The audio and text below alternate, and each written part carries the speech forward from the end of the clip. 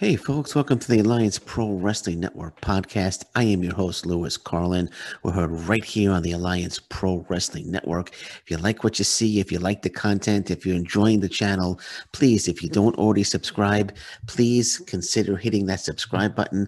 And I want to make a shout out right now to somebody who already does subscribe, that does listen to the channel. The shout out goes to at Heel Romans Reigns is God, heels are awesome. So again, shout out to at Heel Roman Reigns is God, heels are awesome. Thank you very much for subscribing. Thank you very much for being a watcher and listener to the Alliance Pro Wrestling Network. It's greatly appreciated. Okay, so Road to Dontaku Night 2 has come and gone, and it was actually a free show on New Japan Pro Wrestling World. So if you don't subscribe to the service, this was a chance to watch one of their shows for free. And hopefully, if you don't subscribe to New Japan World, you checked it out, because it was a really good show, except for one match. But I really enjoyed the show, so let's get right into it. Let's do my review. It's not going to be a long podcast, I should say. It's going to be a quick one. So let's get right into it. Match one was Minoru Suzuki, El Desperado, and Yoshinobu Karemaru versus Sho Yo, who are the IWGP Junior Heavyweight Tag Team Champions, and Young Lion Gabriel Kidd. This was a solid opening match. Gabriel Kidd, not afraid of Suzuki during the match, went right after Minoru Suzuki. I like the Young Lions. The Young Lions, their thing is they want to get respect, and that's what they need to do. That's their job, really, is to earn the respect of the established wrestlers in New Japan Pro Wrestling. And Gabriel Kidd showing not afraid of Minoru Suzuki. They went at it one-on-one number of times, and Kidd actually got the better of Suzuki, in my opinion, in this one. Usually Suzuki gets the better of the Young Lion, but Gabriel Kidd, he came right at Suzuki, showed no fear, and they had a great exchange at one point during the match. And whenever there's a young lion, you always think that the young lion is going to take the loss for the team, because that's, I'd say, about 99% of the time, if a team has a young lion and there's a tag team match, whether it's three, whether it's a 6-man, 8-man tag team match, and there's a young lion involved, that young lion's going to take the pinfall loss. But wasn't the case in this match. That wasn't the case in this match, because Yo actually took the loss. Kanemaru hit him with a low blow, actually dropped him, hit him with a low blow with his knee, and Kanemaru wrapped up Show and got the 1-2-3 for the victory. But this was a solid match. Again, love how Gabriel Kidd and the Young Lions, the last show, Yuya Omura went right after Suzuki. So this one, Kidd went right after Suzuki. And a great match. But I noticed a little something. It could just be me just, just overlooking something, or not overlooking something, but maybe it just looked like after the match that maybe Yo was a little annoyed with Sho for taking the loss. I really feel that these two are going to split down the road, and it looked like that Yo might have been a little annoyed, just had a little annoyance on his face. He actually left the ring without the other two, and went back to the dressing room without the other two, so he left on his own. So I mean, he came in, he grabbed he got his title. He sat down next to Sho and said something to him, but he looked a little annoyed. It looks like I caught that. I don't know if anybody caught that, but I, like I said, I do think that they're going to be splitting down the road eventually. I know Yo has a big match coming up against the IWGP Junior Heavyweight Champion El Desperado, and I don't know. Like I said, I think something's going to happen there where they're both going to split, and that's just my opinion. But anyway, on to match two. There's Taichi, Zack Sabre Jr., Douki against Tama, Tanga, Tangaloa, and Jado. This is a rematch from night one, and this was another good match between the two teams. There's another good match between the two teams, especially when you have that talent involved. you're always going to have a good match. And Douki actually did really well. He hit some really, really nice spots. He was like a ball of fire for a little bit. But when all was said and done, Tanga hit his finisher on Douki, and he got the 1-2-3 for his team. So Tanga gets the win back for his team. They lost on night 1 to Taichi, Zack Sabre Jr., and Douki when Taichi tapped out Jado. So this was a really good match. Really good match. Really enjoyed it. Again, this was a free show, so if anybody that doesn't subscribe to New Japan Pro Wrestling and you were watching the show, I think you were quite pleased with the first 2 matches, and hopefully you decided to sign up for New Japan World because it's a great service, and you should sign up for it. So match 3 was Evil, Kenta, Yujiro Takahashi, and Taiji Ishimori against Yoshi-Hashi, Honma, Tomohiro Ishi, and Hirooki Goto. And Ishi and Yujiro start the match, and they had a good, nice little exchange. But this match was just non-stop action from the start. Everyone hitting just nice spots. Great interaction between both teams. It was, so much action going on. Sometimes it was hard to keep up with what was going on in the match. And just making sure I hit record. That's why I looked up there for a second. Sometimes I forget to hit record. I got to start over. But just making sure I have hit record here. So, but anyway, like I said, this is nonstop action. Absolutely love this match. Great back and forth action, especially with the amazing talent that you have in the ring here. I'm just not the biggest fan of Honma with that headbutt. It doesn't seem like it's a very devastating move. And I know when you get hit with it, you have to sell it, but I'm not really the biggest fan of Honma. But when all was said and done, actually Evil tapped out. Actually, Honma was chopping Evil over and over again, and Evil was just no selling it for a bit, but then he got hit with the hard one and he had to sell it. But when all was said and done, Evil actually tapped out Honma to win the match with a sharpshooter and won the match for his team. So the winner of the match was Evil, Kenta, Yujiro Takahashi, and Taiji Ishimori. The Bullet Club win the match, and Yoshi-Hashi tried to get his stick back. There's a storyline going on where Kenta has stolen Yoshi-Hashi's stick. Yoshi-Hashi has his big stick or staff or whatever you want to call it, and the storyline is Kenta has stole the stick, and Yoshi-Hashi failed to get his beloved stick back in this match. I know Tomohiro Ishii actually attempted to get the stick back. He desperately tried to get that stick back, but he got beat down by the Bullet Club. And then Yoshi-Hashi was trying to get his stick back again, and Kenta was holding on to it. And finally, Kenta got away, and Kenta kept the stick, and Yoshi-Hashi is... Hopefully, there'll be another day. He'll have another chance to get his beloved stick back. But that's the storyline right now, and hopefully they don't have a stick on a pole match or something like that. I don't think Vince Russo is not booking the show, so I don't think we're going to see a stick on a pole match. But I don't know if he's just doing it as psychological, is waging psychological warfare on Yoshi-Hashi by teasing him with the stick and keeping the stick. But whatever, I'm sure they're gonna have a match. Actually, I think they are having a match upcoming. I'm not offhand. I can't think if it's actually happening or not, but I think they are having a match, and I'm sure it'll be for the stick, and I'm sure Yoshi-Hashi will get his beloved stick back. Okay, match 4 was a match that I wasn't really a fan of. Hiroshi Tanahashi, Toru Yano against Dick Togo and Gato.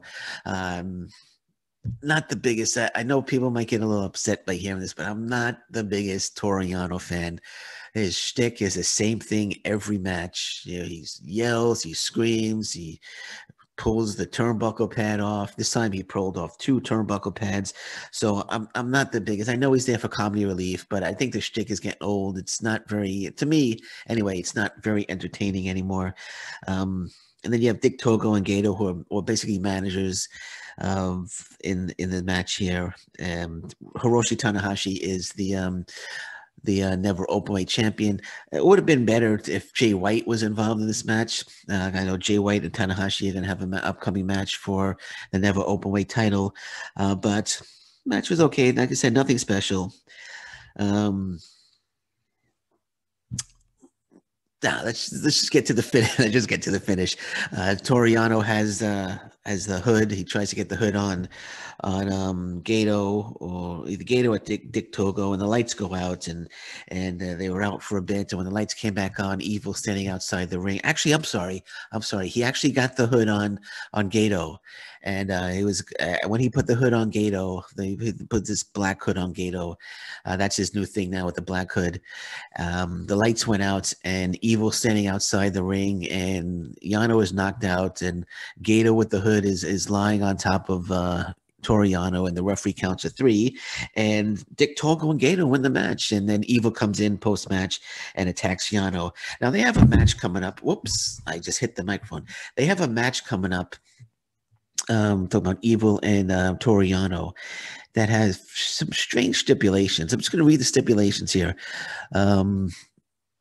Okay, so it says fans can vote on which they would prefer to see: a Creation of Darkness blindfold match or a darkness match. The Creation of Darkness blindfold match is Yano's choice, and the darkness match is Evil's choice. They have a match coming up for the KOPW 2021 Provisional Championship. That's going to be at Wrestling Satsuma no Kuni on April 28th. So Toru Yano versus Evil for the KOPW 2021 Provisional Championship match. And the stipulations, as I said, it's either a Creation of Darkness blindfold match or a darkness match. So the stipulations are for Toru Yano to win the match. A competitor is able to defeat their opponent. Actually, if it's the fans are voting on this, so a Creation of Darkness blindfold match, the competitor is only able to defeat their opponent if they can blindfold them first. Should a hood be secured on an opponent, usual rules apply to pinfalls, submissions, knockouts, and countouts. Okay, and then in the darkness match, the first 3 minutes of the match will see the lights turned on and off at 30-second intervals. From the 3-minute mark, yeah, I gave that face. From the 3-minute mark onward, there will be 30 seconds of darkness every 3 minutes until a decision is rendered. It sounds dumb, to be honest. It sounds stupid, and those are the stipulations for the match. This is one match I'm not really looking forward to. To be honest, this is one New Japan Pro Wrestling match that I'm not looking forward to. That's why the lights went out, and then Evil came in and took out Yano. So that's why we saw that. But the winner of the match, Dick Togo Gato, due to interference by Evil, and just trying to show everybody what a darkness match would be like. So hopefully it's just a quick match. Either way, I'm not whatever stipulation is chosen by the fans. I'm personally not going to vote because personally I don't care what the stipulations are, and I'm not really looking forward to that match. What happened to Evil, man? what happened to Evil? I mean, he went to Bullet Club. He switched his allegiance to Bullet Club after leaving Los Ingobernables de Japan, and he won. He became the IWGP Heavyweight Champion, and now he's stuck in a feud with Toru Yano with stupid stipulations. But anyway, and it's going to get on to the main event. I liked Evil better when he was at Los Ingobernables de Japan. But anyway, on to the main event was Shingo Takahashi, Sanada, Bushi, Tetsuya Naito, Los Ingobernables de Japan. Speaking of them, and against United Empire, the IWGP Heavyweight Champion Will Ospreay, Great Khan, Jeff Cobb, and Aaron Henare. And Shingo and Will Ospreay have a huge IWGP Heavyweight Championship match coming up on May 4th at Wrestling Dontaku. And that's going to be a fantastic match. And man, I was happy when they both started this match. They had a great opening exchange, and this was a terrific main event. Anytime Ospreay and Shingo get together, it's just pure magic, highly entertaining, and it was just fantastic. They went at it a few times in this match, and again, just a joy to watch them go at it because they work so well together. I can't wait for their match on May 4th. Aaron Henare, again, proving himself more and more. It looks like he's obviously going to be feuding with Sonata. I think they have a one-on-one match coming up as well. I'd have to look that up. I think that there's another show coming up. I mentioned earlier, April 28th. I think there's a number of one-on-one matches in that card. I'll do a preview of that show on an upcoming podcast. But looks like Henare and Sonata will are the two that are feuding for each other's team. And Henare is just fantastic. I've always liked Toa Henare, and him against Naito one-on-one would be fantastic. And they had some good exchanges here. Tetsuya Naito, Kratos Khan, also I believe having a one-on-one match. Tetsuya Naito, I love Tetsuya Naito in the last match and in this match grabs the ponytail of Great Khan and walks him around the ring with the ponytail, which was a great spot. Love Tetsuya Naito, but this was a terrific main event. Lots of great back and forth action between both teams. Both teams work so well together. You gotta love the United Empire, the team that Will Ospreay has put together here. It's just a tremendous team. I love the Great Khan, very, very talented. I loved him when he was Tomoyuki Oka, but now he's doing a great job as Great Khan. Jeff Cobb, fantastic. Everyone in this match is just tremendously talented. And what do we get? We got a fantastic main event. And when all was said and done in this one, Jeff Cobb hits a Tour of Islands on Bushi for the win, and he wins it for United Empire. And after the match, Will Ospreay taunts Shingo because they have that big match coming up on May 4th. So great main event. So if you tuned in to watch this free show, I'm sure you came across very, very surprised, very, very happy. I shouldn't say very, very surprised, very, very happy, very satisfied, I should say, not surprised, satisfied with the show. And maybe you'll hit that subscribe button. Maybe you'll subscribe to New Japan World, because it's a great service. Take my word for it. This is just one show. You get every single house show that they have will be on this service. You get New Japan Strong, and here I am plugging New Japan World because I'm a huge fan of New Japan Pro Wrestling, and I love to see more eyes get onto it. I know it's a huge promotion, but always looking for more subscribers. I know in New Japan World, so hopefully you tuned into this free show, and you liked what you saw, because I thought it was a great show. With the exception of the Toru Yano, Tanahashi, Dick Togo, Gato match, everything else I thought was terrific. Everything else I thought was terrific. And that's it. That's it for me today. Thanks for listening to me today. I am your host, Louis Carlin.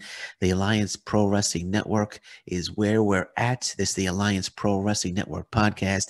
And until next time, thank you very much. Take care. Bye-bye. And stay safe, everyone. So long.